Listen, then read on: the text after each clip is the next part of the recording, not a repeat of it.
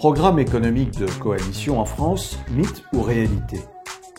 Je crois qu'il faut peut-être pas s'appesantir sur l'idée d'une grande coalition politique qui a été mise en place en Allemagne, mais qu'on ne voit pas venir en France. Mais il faut plutôt essayer de réfléchir à des mesures qui aient deux caractéristiques. D'une part, qu'elles soient rapidement efficaces pour lutter contre le chômage, et deux, qu'elles rassemblent l'assentiment d'une grande majorité de l'opinion et des représentants de l'opinion. Donc il faut trouver une large majorité parlementaire autour de mesures efficaces rapidement.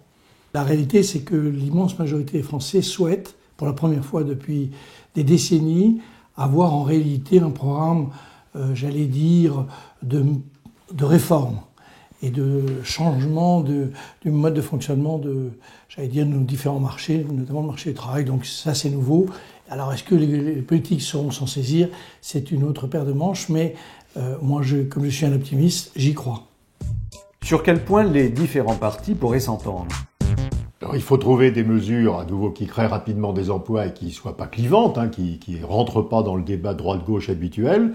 4 propositions rapidement. 1, réformer le système de formation professionnelle, qui aujourd'hui ne ramène pas à l'emploi, et ceci a été démontré par de nombreuses études.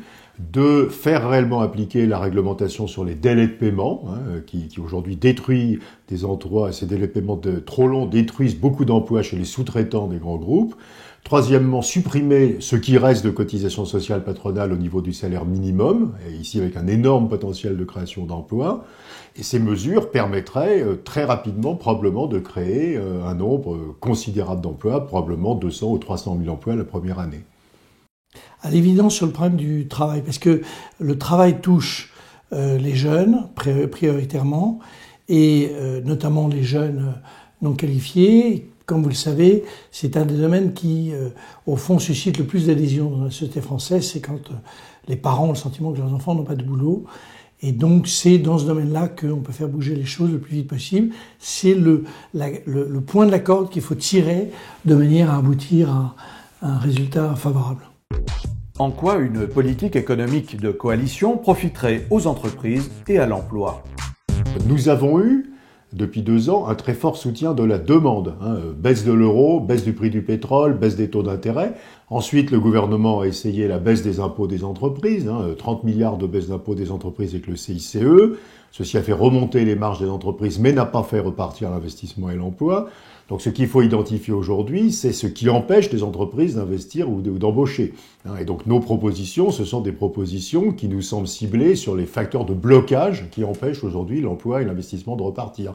C'est favorable aux entreprises, mais c'est aussi extrêmement favorable évidemment aux salariés, et en particulier aux salariés les moins qualifiés, qui sont la masse du chômage en France. Si on prend 2 ou 3 mesures assez simples, c'est par exemple enlever toutes les charges sociales au niveau du SMIC. Après, il faut trouver toutes les modalités, mais le faire, c'est évidemment bon pour les entreprises et c'est évidemment favorable ou incitatif pour embaucher des jeunes qui ne sont pas très qualifiés. Premier sujet. Deuxième sujet, si vous décidez que vous avez une fiscalité des revenus de l'épargne qui est vraiment favorable, pour peu que les gens prennent un peu de risque avec leur épargne, à ce moment-là, évidemment, c'est très favorable pour les entreprises. Donc voilà au fond, les 2 fondements de ce que pourrait être une politique économique consensuelle, efficace, favorable aux entreprises et aux jeunes.